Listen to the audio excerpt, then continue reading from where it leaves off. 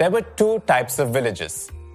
One was called Ur and the other Agrahara. The first type of village, called Ur, consisted of settlements of peasants that became prosperous with the spread of agriculture and irrigation. A cluster of such villages were clubbed together to form a Nadu. The affairs of Nadus were controlled by the rich peasants of the Vellala caste under the supervision of the central Chola government. The Chola kings even gave some of the rich landowners of the Nadu titles like Muven the Velan, which means the peasant serving three kings, as a mark of respect. They performed various administrative functions, including dispensing justice and collecting taxes. The second type of village at the local level was called Agrahara, which consisted of Brahmanas who lived on rent-free lands. We know that Brahmanas often received land grants for their poems of flattery or services at the palace. These land grants were called Brahmadaya. As a result, large number of Brahmana settlements emerged at the Kaveri Valley. So a bunch of these Brahmadayas together formed an Agrahara. Now, each Agrahara was taken care of by the gathering of prominent Brahmana landholders of that Agrahara. They called this assembly Sabha or Mahasabha. This Sabha was very efficient. They had separate committees to look after irrigation works, gardens, and temples. The decisions of the Sabha were recorded in detail in inscriptions, often on the stone walls of temples. The inscriptions from Uttaramerur provides details of the way Sabha was organized.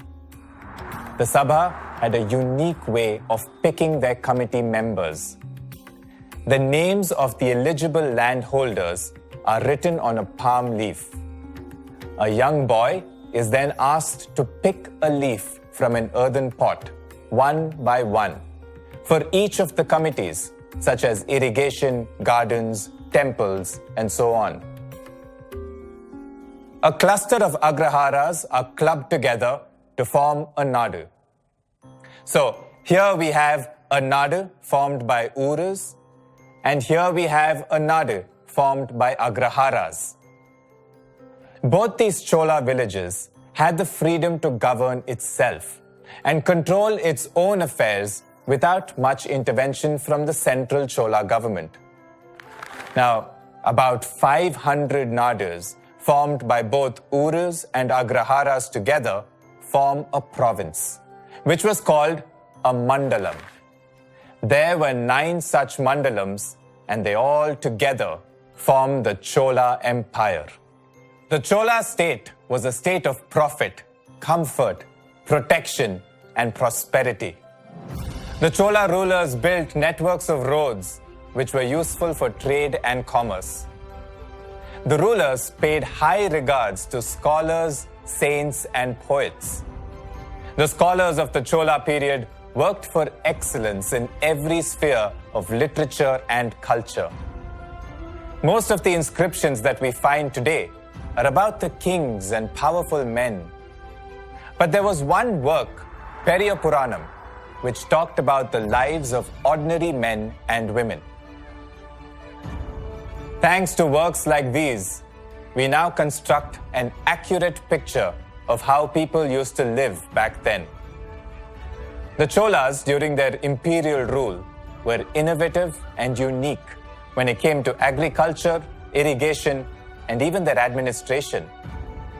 It is for these reasons that the Chola period is considered as one of the finest chapters of the South Indian history. If you like this video and want to watch many more amazing videos like these, like and subscribe to our channel now.